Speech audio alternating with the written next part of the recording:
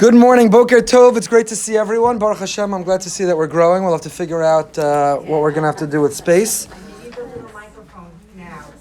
Can't hear? No, I can hear you, but I don't want you to speak. Oh, no, I'm good. Thank you so much. My other mother. But shkoyach. I appreciate it. If you've not yet joined Friends of BRS, Linda is here. She's happy to sign you up. Members of BRS, thank you for providing the campus and my salary and the framework. Non-members of BRS who enjoy our programs and classes, we love you, we welcome you, we invite you, and we cherish you, and we invite you to do your part to contribute as well. You can by joining Friends of BRS. Many have been joining. Linda gets a bonus if she signs up enough people. Happens to be the bonuses in the world to come, but so help Linda. Help Linda earn her world to come. Okay, I want to thank our sponsors for the Amunah series for the year. Doctors Avi and Bella Morgan, thank you so much for your generosity. They sponsored the Amunah Shir in memory of somebody who was the embodiment of Amunah, Rabbi Dr. Brian Galbert. Baruch Tzvi ben Ruvei Nassan, his neshama should continue to have an aliyah. This morning's class in particular as well, sponsored by Joshua and Amanda Pransky, and continued thanks to Hashem for saving them several years ago in a terrible car crash 10 years ago. We're grateful that they are well and healthy and alive and wish them many more years in good health. Okay, we are still in Emunah So Yechia, the Sefer of Ravo Be'an Emunah. And essentially, if you haven't caught on yet, whether you're here in person or you listen online, we basically say the same thing every single week. And I say it for me, because every week, in between the weeks that we learn, I forget. And it's hard to remember.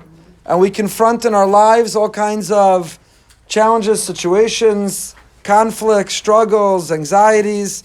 And if we don't work out, then we're not strong and prepared for when we need to tap into that reservoir or bank account or engage those muscles of emunah to be able to withstand.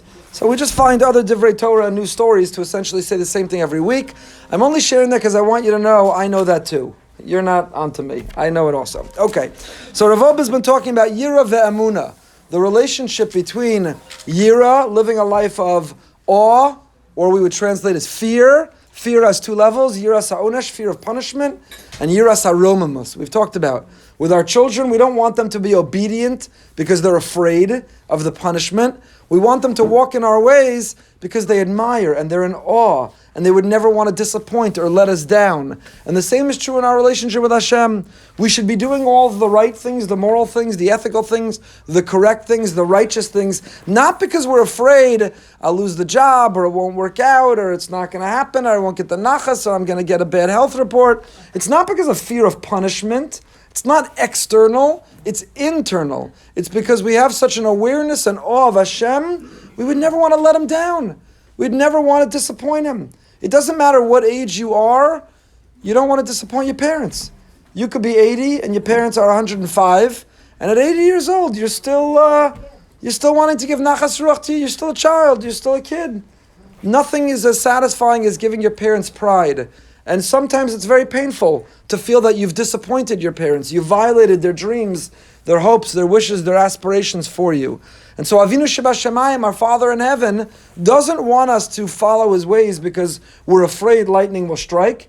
He wants us to have a relationship with Him out of admiration, awe, and respect. So Rav Oba has been developing this notion of the relationship between Yira and Emunah.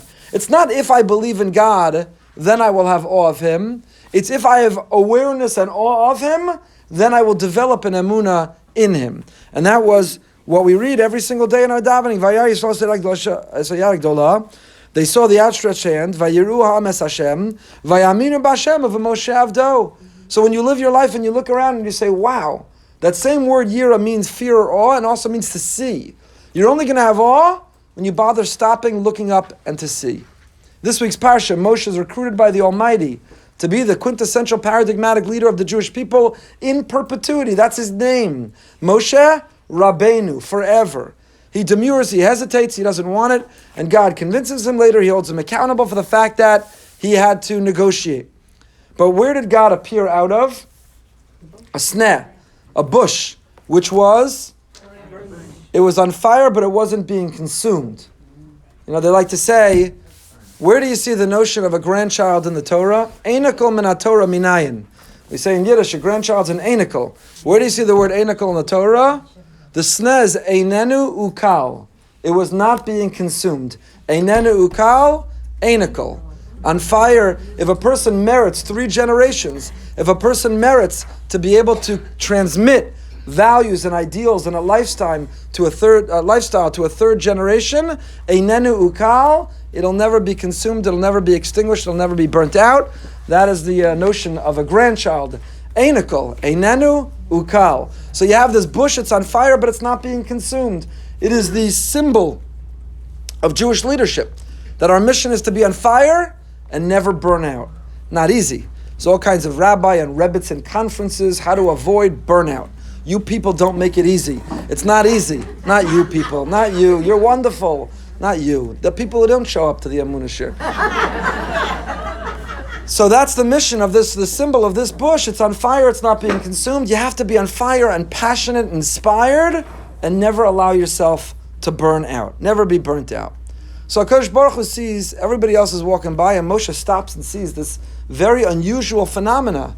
It is violating the rules of nature. There's something extraordinary going on. And everybody else walks right by it, and one person stops to take a closer look, and Hashem says, he's my man. Kisar liros. Hashem says, you know why I've recruited you, why I'm choosing you? Kisar liros. You stopped and you turned to see. Everyone else kept walking. And the image I have is of thousands of people. There's this incredible phenomena happening, and everyone is walking by, texting, looking down, scrolling, Snapchatting, Facebooking, checking the news and the stocks and the sports scores, and everyone is looking down. So they're walking right by this incredible miracle going on before their eyes. And Moshe Rabbeinu is the one person who's in the moment.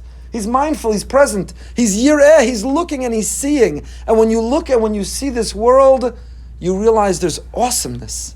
There's God everywhere. He's everywhere. He appears everywhere. And Hashem tells him, Kisar liros, you stopped in order to look. And that's why you're my man, that's why you're my leader. It's not your righteousness, it's not your brilliance, it's not your genius, it's not your character. It's the fact that you live a life of awareness, of mindfulness, of presence. You're looking and you're living and you're seeing me everywhere. You're my man.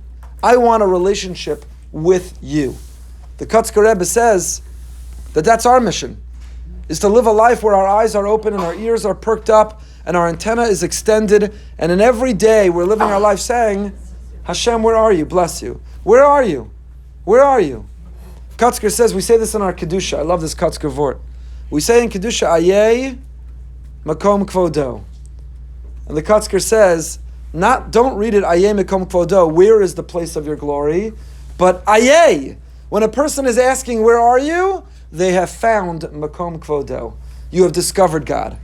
Asking, where are you, is how you find him. That's where he's found. He's found in the search, in the question. He's found in your eyes being open and you're looking and the awareness. And that's why the same word, yireh, yera'eh, the same word, to see, to be seen, and to live with awe and fear. Because if you live life looking down at your smartphone, if you live life as a narcissist, self-centered, egotistical person only looking in yourself, then you're missing everything going on around you. I remember several years ago, 5, 6, 7 years ago, is he a famous musician, Joshua Bell? Is that his name? So they did an experiment where he went and he played in a subway. And they wanted to see how many people would stop.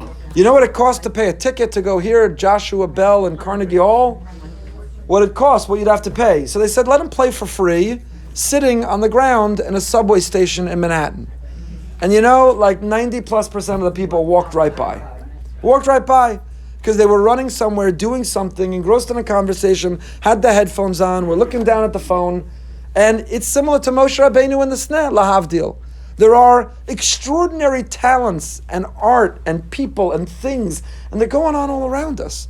An amazing animal, a little critter walking, a beautiful flower, a magnificent moment of nature, a beautiful person that you can just capture, an older person with a young person engaged. There are moments that if you'd look, you'd be filled with a sense of awe. But we're so distracted and we're so busy we don't even see it. And that's why the formula, the order is, Vayar Yisrael Seirah Gdolah. First you have to look and see. God's outstretched hand, it's all around us. God has an outstretched hand. Every time an Iron Dome blows up a missile headed towards Israel, that's Vayar Yisrael Sayar Agdola. It's a miracle. It's a miracle. Vayiruham es Hashem. And then you have to look at that phenomena and say, in that, Vayiruham, what do you see?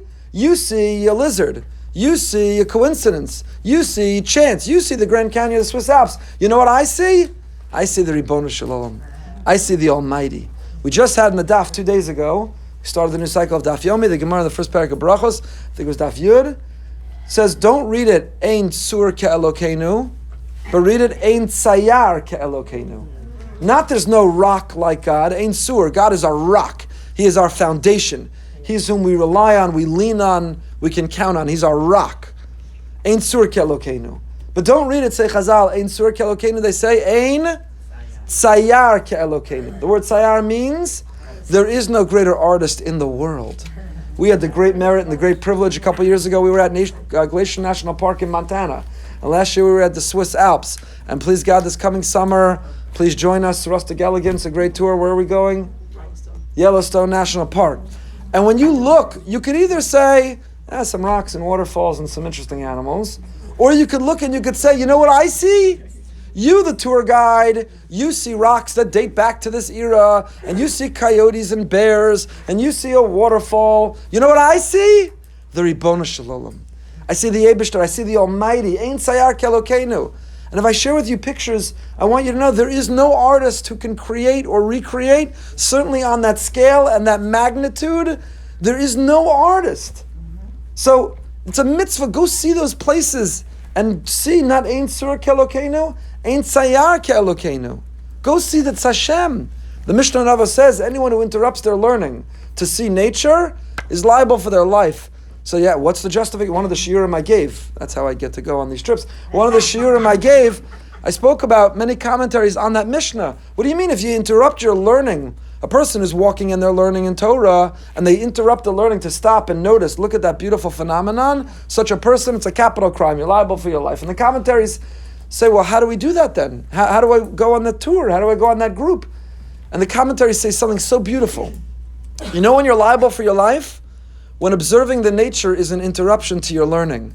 But if it's a continuation of your learning, if when you see that natural phenomena and you see that miracle and the extraordinary event, person, place, thing, you say, there's the Ribono Shalom. Look at that artist. Look what he can create. Look at the magnificence, the beauty. Then you haven't interrupted your learning at all. You've just continued it with a different vocabulary, in a different way. And that's where you find Hashem. So says Rav Wolbe, it's not that, well, if I had Emunah, then I'd see Hashem everywhere. If I start seeing Hashem everywhere, you know what it'll lead to? Emunah.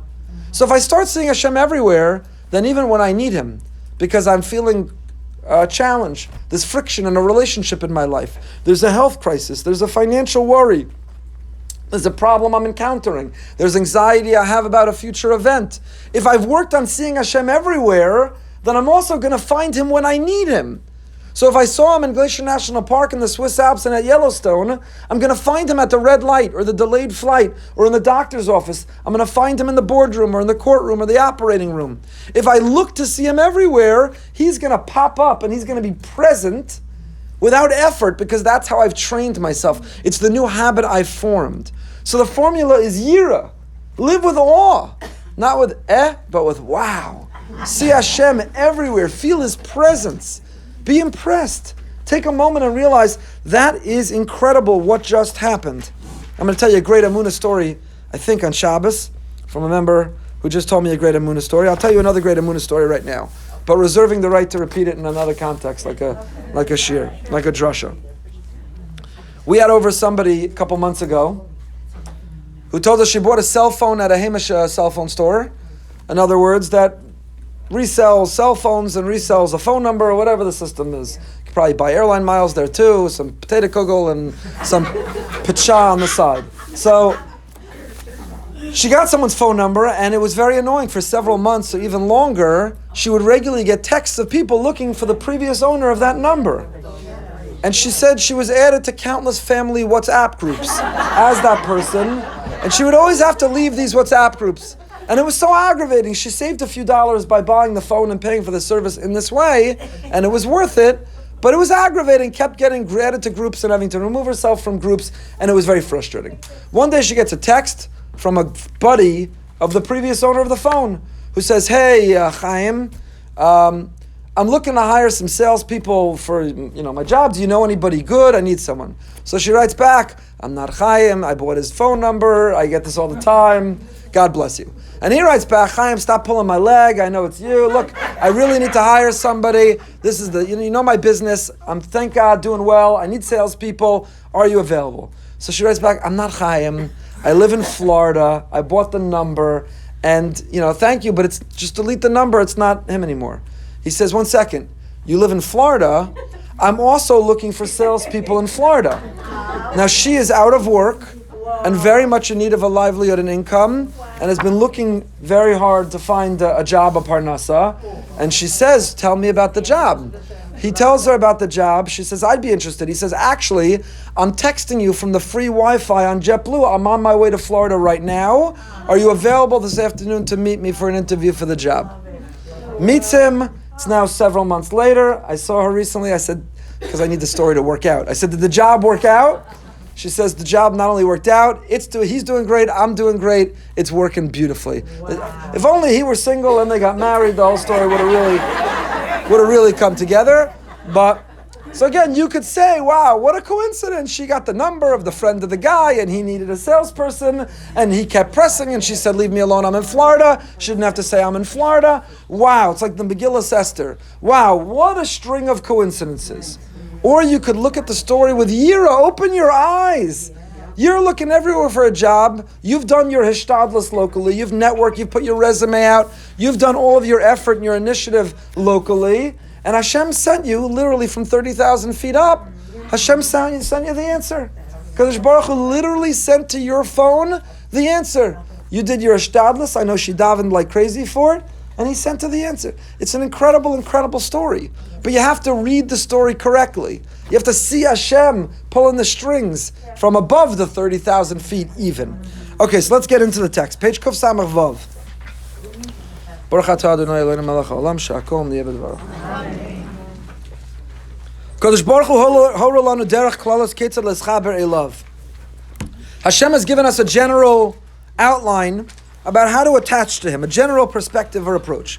Kach kila b'derech tzivui. Kadosh Baruch Hu told us, you know what our mission, our mandate is? Kedoshim tiyu. We are to live lives of righteousness and virtue and holiness. Ki kadosh ani Hashem Elokechem. Because God says, "I am holy." Now, I can speak for the next 5 hours. I won't, about what is the Jewish definition of holy.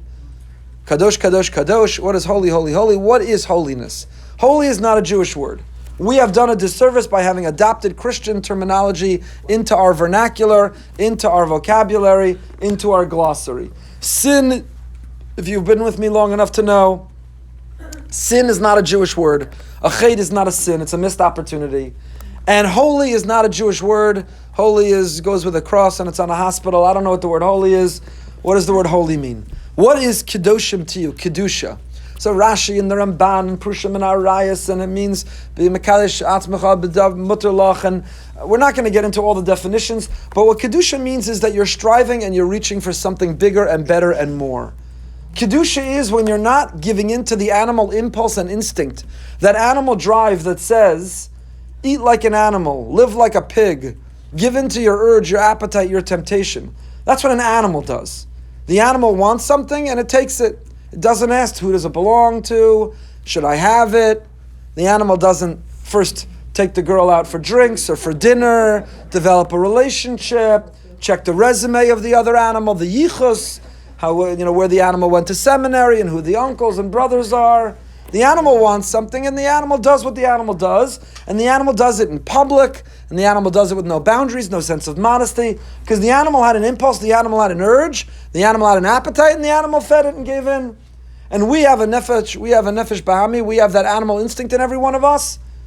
The Yid, the Jew, is made up of 3 souls: the animal soul, the godly soul, and the nefesh sichli, the intellectual soul.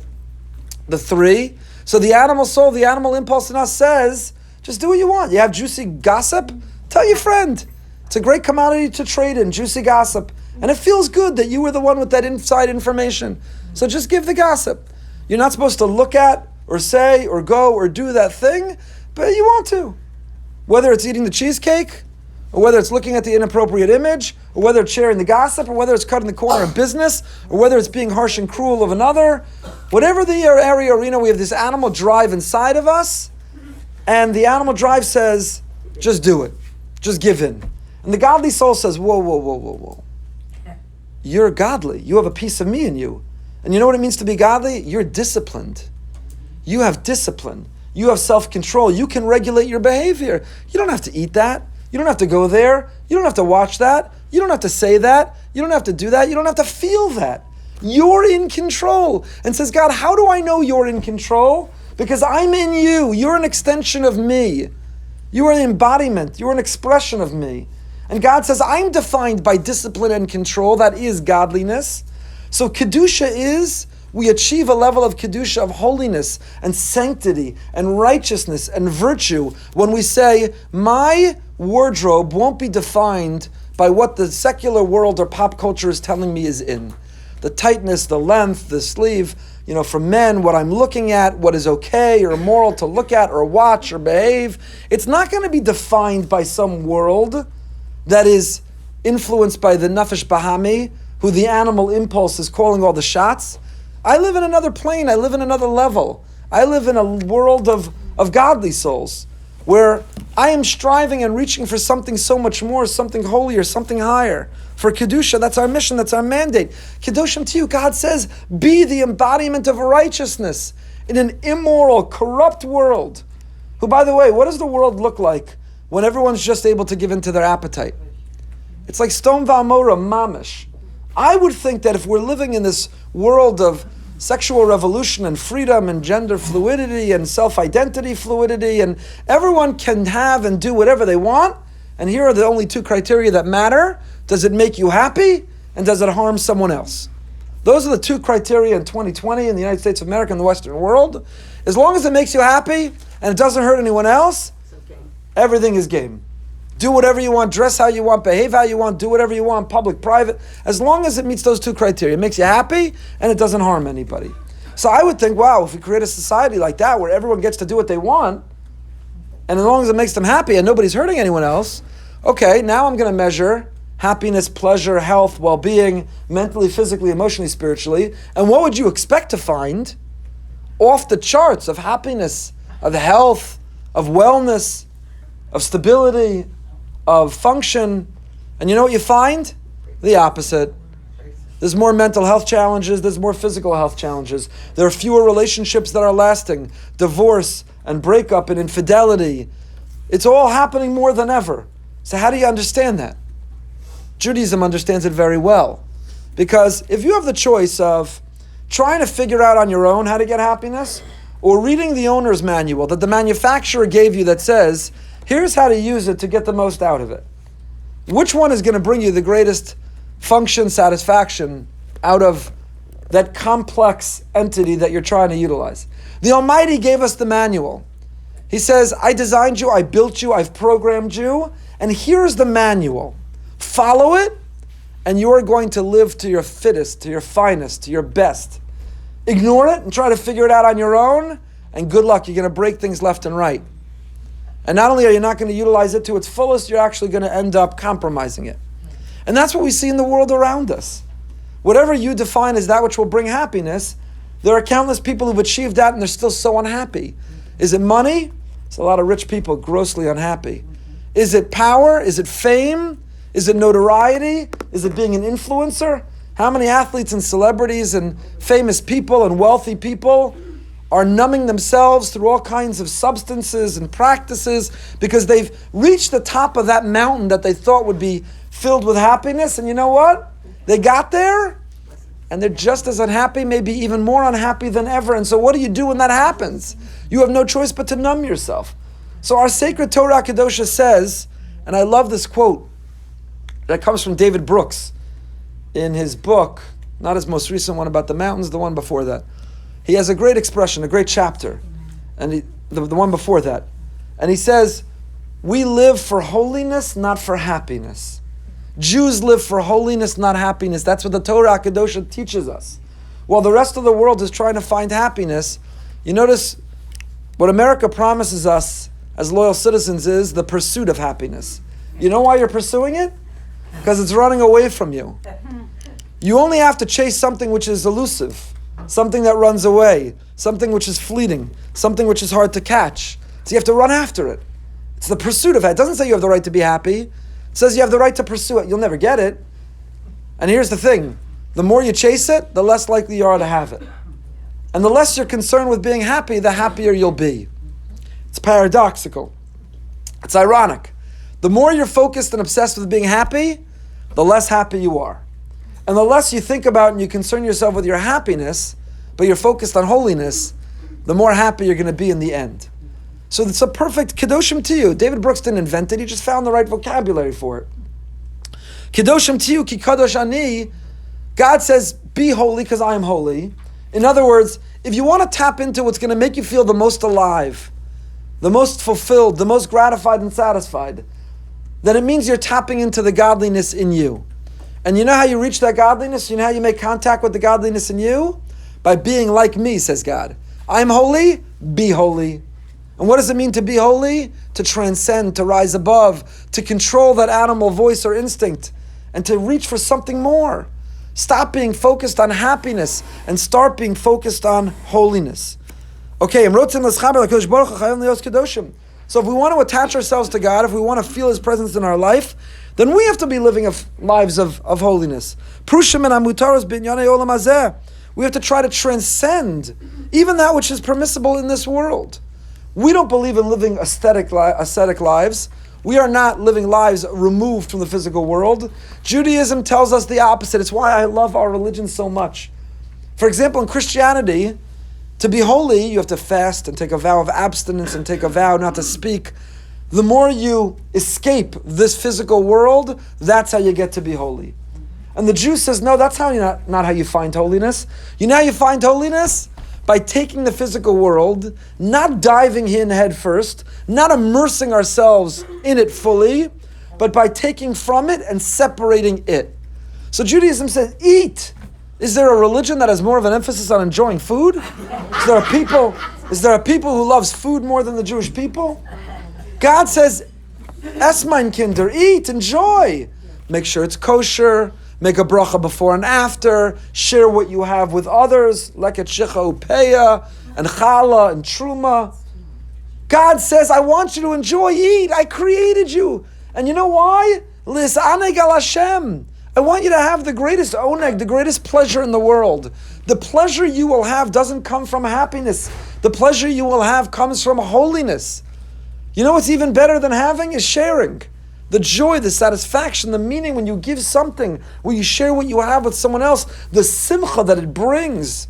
And the studies that have all shown that. They give $10 and drop someone at a mall. They say to one group, buy something for yourself, and they tell the other group, buy something for someone else. And they've measured before and afterwards all kinds of criteria and variables of health and wellness. And they find that the people who buy something for others end up measuring more than the people who buy something for themselves.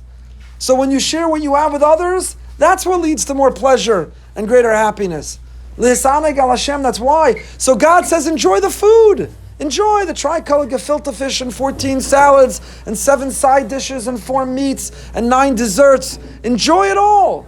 Enjoy it all, but it has to be kosher and it should be, in theory, healthy, and eat the right portions and share it with others and have others at your table. Enjoy food and enjoy my world. Go see the Grand Canyon and the Swiss Alps and enjoy intimacy. It's in the ksuba. It is a marital, not right. It's an obligation. Romance and intimacy and physical pleasure is not only permissible in Judaism, it is a responsibility, it's an obligation. God says enjoy it, but with the right person, in the right context, at the right time, in the right modesty, filled with the right love. You see, when you take the physical world and you elevate it and you transform it, that is holiness. But when you take the physical world and you dive into it and you engage it like an animal, that is the ultimate of the mundane, the profane, and the secular. So where do you find God? By living a holy life. And what does it mean to live a holy life? By enriching and elevating and transforming everything that we engage. God says, I am entirely spiritual. I'm transcendent. You can't put God in a box. You can't point to him, smell him, touch him, feel him. God is not physical at all. So when we engage the non-physical side of ourselves, when we promote the non-physical side of ourselves, the spirit within us, then we are making contact with the divine. We're making contact with the divine. It's how we can have a license to operate in this world. Enjoy the physical world, but enjoy it as a spiritual being. As we've said countless times. It's not that you are a body and you have a soul. We are a soul and we happen to have a body. And the body is the vehicle and instrument through which we engage the world, but we should never confuse who is our core, what we are at our essence. We are a soul, we are a neshama. We are a neshama. It's a great question I start asking people. Instead of, Rav Yoel Gold was here recently, he encouraged us to ask, what's the good news? Which is a great question. But most people ask each other some meaningless greeting. How's it going? What's happening? What's new? I ask, how's your neshama? How's your neshama? People stop and they have to think, what is it? How's your neshama? I don't know. Do I have a neshama? Where is it? How do I measure it? How do I tell you how it's doing? I don't know. Have we ever asked our children, our spouse? Have we spent a moment of hispodadus to be alone and to evaluate, how's my soul? I know how my body is because I got my mani-pedi and I got my massage and I recently upgraded my wardrobe and I got the new lease of my car and I'm eating like a king and I'm working out 4 times a week and I can tell you everything about my body. My blood pressure, my cholesterol, I can tell you what my glucose level is. I can tell you everything about my body. Everything about my body. I go for my physical and I get on the scale every day and I know my weight. I can tell you everything about my body, good, bad, and ugly. But how's my soul? How do you measure how's your soul? Where do you find the answer to that question? How do you understand the wellness of your soul? Have you ever stopped to think about? Have we challenged the people around us? Do we have that conversation with children and grandchildren that says, physically everything looks great and I'm so proud of how you're caring for your body, but let's talk about your soul. What are you doing to nourish your soul? Because the same elements that take care of the body you need for the soul. It needs to be nourished, it needs nutrition, it needs to work out the soul, it needs enough rest. The soul needs the same elements as the body. So we all know about the body, what we're putting in and the time we spend and how we measure. But how's your soul? How's the neshama? Because the real happiness comes from when your soul is on fire, when your soul is healthy and well, when you're nurturing your soul. That's when you're alive. That's when we're alive. Why? Because that's how we get the closest to making contact with the divine. That's when we're experiencing godliness in Hashem. Mitzvahs Hashem afein mevios es ha'adam ha'mekayim lekirvas Hashem. Kikach kava Kodesh Baruch Hu beskulas ha'mitzvos. Kodesh Baruch Hu says, you want to connect with me? You want to feel my presence? Here's how you make contact with me. Do my mitzvah. Mitzvah means tzeves. It means a connection, a bond. When you do a mitzvah, you are connecting with God. You're connecting with God. I was recently at an event and somebody said to me, I was at a vort. I was at a couple, Baruch Hashem, Ken Yerbush, had many simchas, and someone from Miami was there who I know. His grandfather recently passed away. So he gave me a cigar from his grandfather. And he said, this came from my grandfather, and when you smoke it, I want you to say, Lila Nishama, my grandfather's name. This was from his Yumador. My grandfather loves cigars, and Rabbi, I would know you would never touch them, but in case you would, here's one. And how do you think I stay looking so young? So in other words, what was he saying to me? And this is a terrible example, but it just came to mind. What was he saying to me? My grandfather loves cigars, and if you smoke this cigar, his cigar, you will connect to my grandfather. It'll be meaningful to me because you'll be creating a connection. Something you have in common, something he enjoyed, something was his hobby, something he did. And when you do it, you'll be connecting to him. Lahavdil elav alfei avdalos. Because Baruch Hu says, I enjoy A, B, and C. These are my values. These are my ideals. When you do the mitzvah, you're connecting to me. We have something in common. We're doing something that we care about together. The mitzvah is the means through which we connect with Him. But you could do a mitzvah in one of two ways. A mitzvah can be an empty act, a gesture. It can be a checklist. lit the candles, done, made the bracha, done, David, done, gave tzedakah, done, blew the shofar, done, shook the lulav, done, heard the Megillah, done, lit the Hanukkah candles, done, done, done, done, done. God, it's the end of the year. I'd like to submit my form. There's a check next to everything on it. Done, done, done, done, done. God says, it's nice you did all that. I didn't feel that I was there at any one of those acts. I don't remember you're connecting with me in any one of those moments. Checklist, checklist, checklist, checklist. It's like you get back your car after the oil change. They said, yeah, we filled the window washer fluid and the brake fluid, and we also changed the oil. Check, check, check, check. But you're not looking for a relationship with the mechanic. So you don't need him to be thinking about you or connecting with you when he's doing those things, because all you care about is the functionality of the car. And if he takes care to make sure that the car has the maintenance on it, you're good to go. But Hashem's relationship with us, He doesn't ask us to do all those things in our life because He just wants us to be functional. He does it because He wants us to have that relationship. He wants us to have that relationship. There's a story with the Ger Rebbe who had a chassid who was going to Europe on a business trip to another part of Europe. And so he came to the Rebbe, was the minhag to say goodbye before he went on the trip. So the Rebbe said to him, you're going to Paris. You know there's a brand of cigar. It's not a theme, but this happens to be a true story. There's a brand of cigar which is very exclusive, which I've heard is amazing. And when you go to Paris, if you could pick me up a case of the cigar, if you could pick me up, I would be very appreciative. Please get the cigar. So the chassid goes, the businessman goes on his business trip, and he goes city to city to city. He's doing business, and he's in Paris, and he has his several meetings, and he leaves Paris, and he forgot to get the cigars. So he comes back, and he buys in the duty free. I'm making up. He buys the Rebbe some great single malt scotch, and he comes to the Rebbe when he comes back to check in, get a bracha. He's back from the Rebbe, so I have yizichidus with the Rebbe. And he says, Rebbe, I had my business trip and it went well. Baruch Hashem was successful. I forgot to get the cigars, but I got this other gift. And the Rebbe looks at him and says, don't you understand? It wasn't the cigars that I wanted. I don't care about cigars. I wanted you to remember, even while you're on this trip, that you have a Rebbe. Yeah. Throughout the trip, I wanted you to remember that you have a Rebbe, and that he has expectations of you, and that you strive for holiness. It was never about the cigars. It was so that throughout the trip you would remember you have a Rebbe. So the Rebbeinu Shalom says, you know what the mitzvahs are for? The mitzvahs enhance your life. Every mitzvah has a reason and a tam and a sweetness and a flavor. But Hashem says, throughout your day, I want you to remember I'm here. Make 100 brachas during the day. Enjoy that great coffee. Make the bracha. Remember who invented the coffee bean. Remember how it got to you. Enjoy the aroma and the flavor and the caffeine burst. And remember who designed it, where it all came from. So I'm inviting you throughout the day to remember I'm here, says Hashem. The mitzvah is not an empty gesture act. It's not like the maintenance on your car. It's in order to have a relationship. Remember I'm here. We'll pick up with this next time, but I want to tell you in closing, one last of our Torah. I said it yesterday at the Parsha Shir, but it bears repeating because I really, really love this word of the Chafetz Chaim. So I'm going to repeat it here. Chafetz Chaim says the following, very quickly. The Mishnah says in Pirkei Avos, Al tomar l'kashe'epaneh eshneh. Never say, when I have time, that's when I'll grow religiously.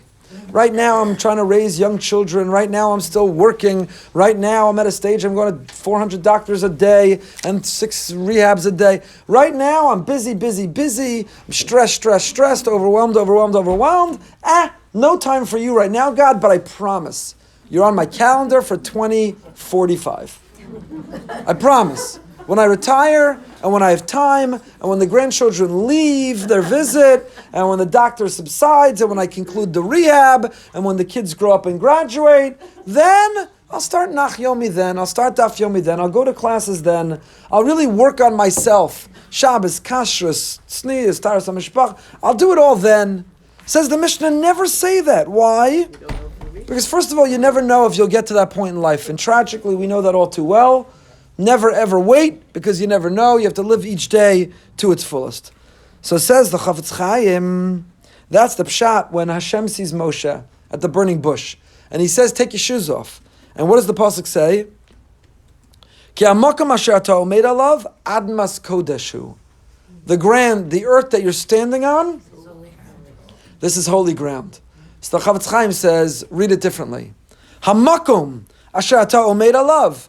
The place you are in life, it's Kodeshu.